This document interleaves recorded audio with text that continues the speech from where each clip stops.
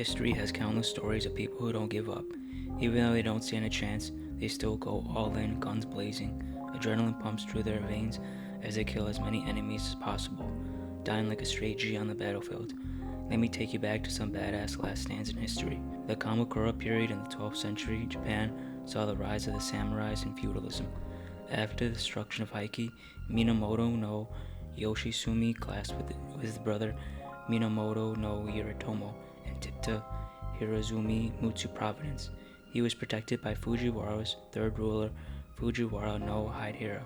Hidehira died later on October 29, 1187. Before he died, he made Yoshitsune a general. He convinced Hidehira's son, Fujiwara no Yashira, to attack his brother.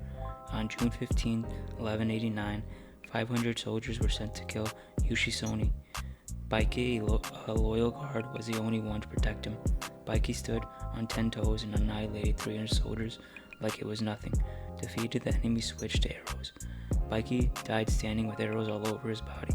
In the aftermath, Yoshitsune honored the samurai code with seppuku.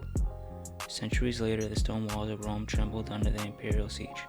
Rome during the 1500s saw many changes. It saw both loss and revival. The sack of Rome changed all of this.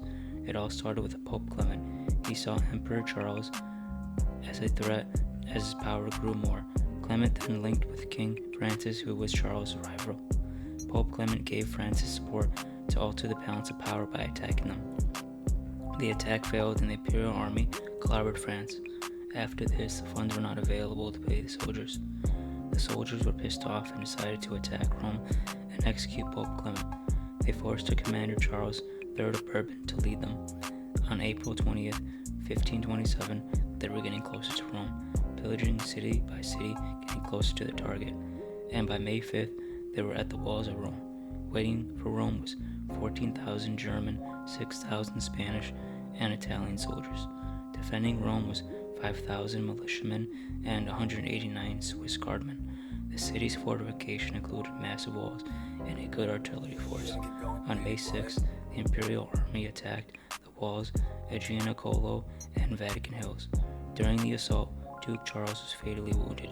The Duke had on his white cloak to help his troops spot him, but that also made him an easier target. After the loss of Duke Charles, chaos started.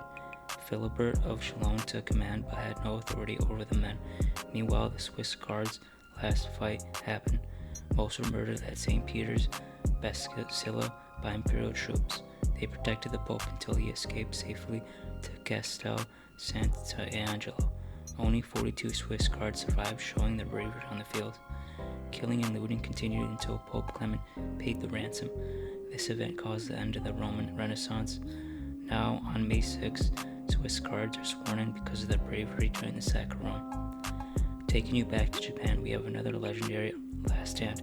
Japan in the 1800s saw the samurai's extinction during the Battle of Shirayama. After the loss at the siege of Kumamoto Castle, heat picked up quickly.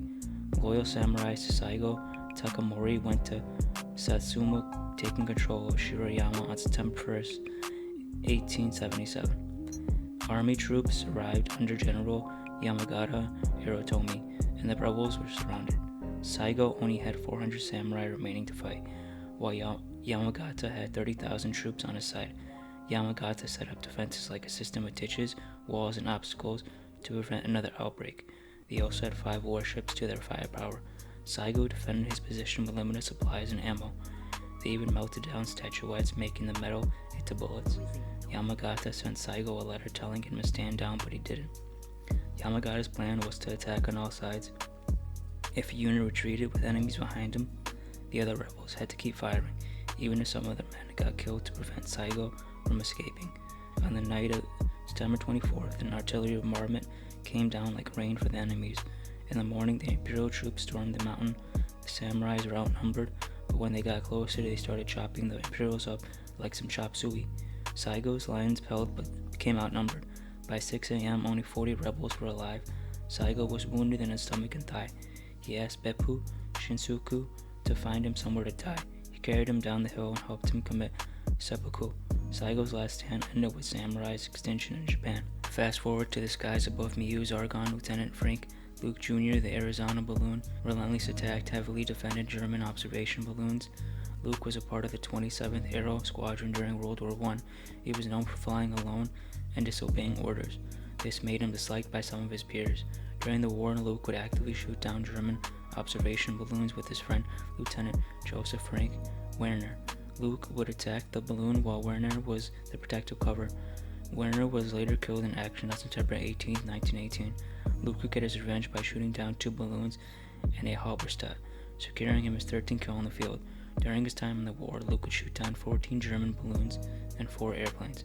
During Luke's final fight on September 28, 1918, he would be at the Meuse-Argonne offensive. He flew to attack 3 balloons in the area. He shot down enemy balloons but was wounded by machine gun fire. Wounded, he later landed near a small village of Marvar. He would make his way toward the Meuse stream but collapsed 200 meters from his plane. Spotted by the Germans, he pulled out a Scout Model 1911 pistol and let out shots before being killed. After his death, Luke was posthumously awarded the Medal of Honor. He was a second-rated U.S. ace during World War I. They weren't fighting to win, they were fighting to matter, and in their final moments they carved their names to history with blood, grit, and the edge of a blade.